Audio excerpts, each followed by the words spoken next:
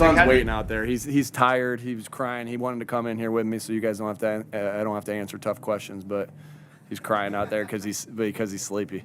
All right, hit it. Hey Nick, have you seen a wide receiver play at this level that AJ Brown has done? Man, AJ is a phenomenal player. He just has this unbelievable ability to come down with the football. Nobody catches the ball as pretty as AJ Brown. Nobody. Like I can't tell you how many times at practice. Like I'm just in awe of good wide receivers and you know just the skill that they have, and like nobody goes and snags the football like him. There's nobody I've seen and it's so much cooler in person to see that, and when it's on your team. So he's on a tear right now.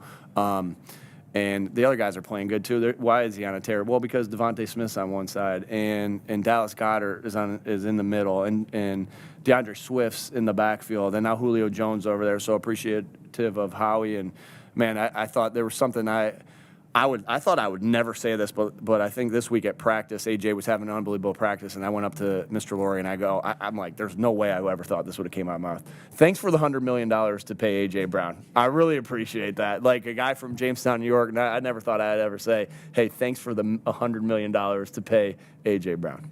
Number one ranked offense to just 17 points. We got a good defense. Great job to the defensive staff, first and foremost, to put them in positions to make plays. But at the end of the day, it's about the players making the plays. And so what I thought was we made them one-dimensional. Because that team, man, I can't tell you how much respect I have for Mike and his staff and those players. I mean, I talk about the guy that's the prettiest catching the ball in A.J. Brown. I ain't never seen anybody as fast as Tyreek Hill in person. Like, I mean, damn. He's fast as hell.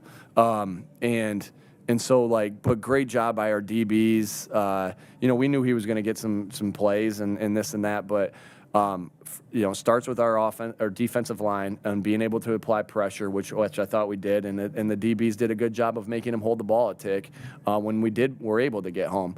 But it started with making them one-dimensional. And I think you saw some good things there with Hassan, with the way they kind of stopped the toss crack play and set the edge. You know, because they've been highly successful on that play.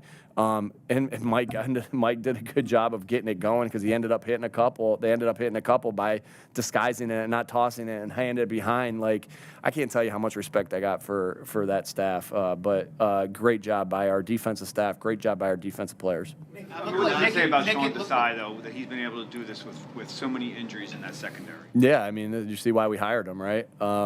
You know, we knew the type of guy we were getting. I just think he's done a phenomenal job of, you know, what I think he's just done such a good job of is what I admire of any coach, adapting to the personnel that you have. You know, and I think he's done that, and you know, we'll continue to look to climb. But Sean has done a great job of putting the guys in positions to make plays, and our defensive staff, they all contribute to that.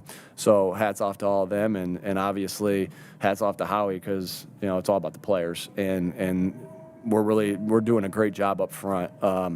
Again, Hassan Reddick doesn't have to sack the quarterback to affect the game. Josh Sweat, you know, same thing, being able to, and again, I'll have to watch the tape, but just live, it looked like those two guys had an unbelievable game.